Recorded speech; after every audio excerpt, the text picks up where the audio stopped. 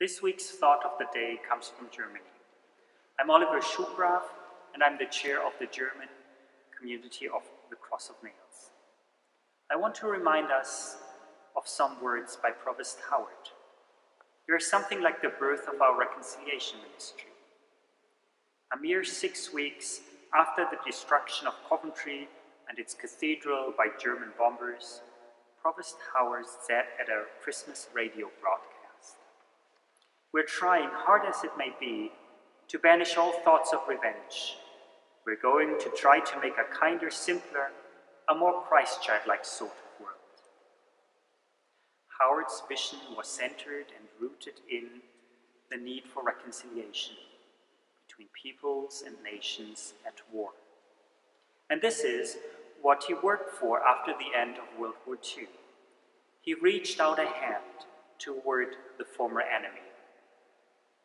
And accordingly, reconciliation and peace between the nations of Europe became the core task and desire for many within our community of the Cross of Nails. Today, we're grateful that the European nations live in peace, even though we see a growing number of people who question the benefits of a unified Europe. But are there other areas where we are asked to make a kinder, simpler, more Christ-childlike sort of world today?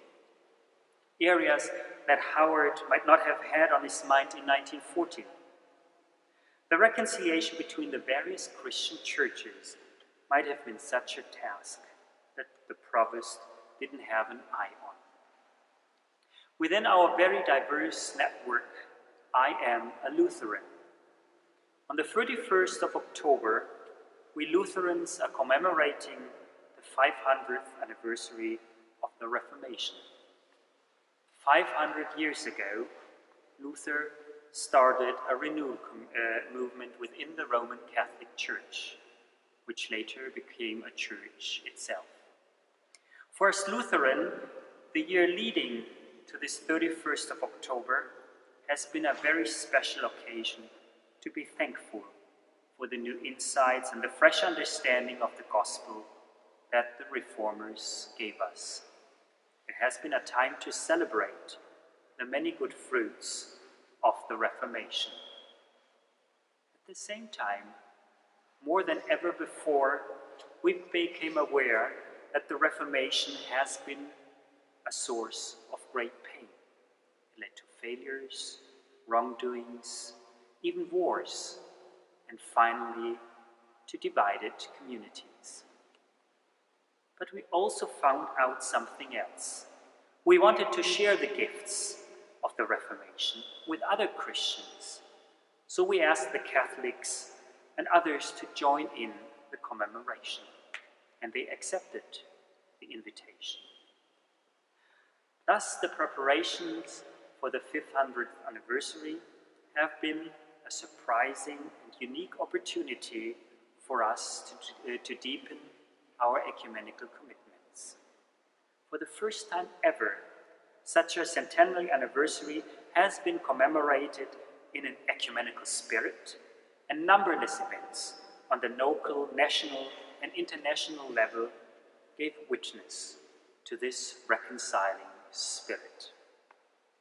It was a time for us to experience once again how praying together, worshiping together, and serving our communities together have enriched Catholics and Lutherans. Internationally, the ecumenical highlight of this anniversary certainly was the joint Catholic-Lutheran commemoration of the Reformation in Lund on the 31st of October 2016. The common prayer in the cathedral was jointly prepared by the Lutheran World Federation and the Pontifical Council for Promoting Christian Unity. The General Secretary and President of the Lutheran World Federation, jointly with Pope Francis, presided over this historical service. Who would have thought, 50, even 10 years ago, that one day a Pope himself would preside at a service marking the Reformation?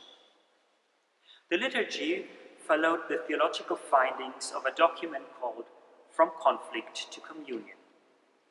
In it, Catholics and Lutherans, for the first time ever, came to a common view of the 500 years of history with each other. Telling the story of pain and division together is an important step towards reconciliation and healing. As important, it has been that both sides confessed their sins against unity. And finally, both churches committed themselves from now on always to begin from a perspective of unity and not from the view of division. We want to strengthen what is held in common, even though the differences are more easily seen and experienced. Catholic and Lutheran relations of the last 50 years are a story of reconciliation. With God's grace, we were able to walk away from conflict to communion. We haven't reached unity yet, but together we are on the way.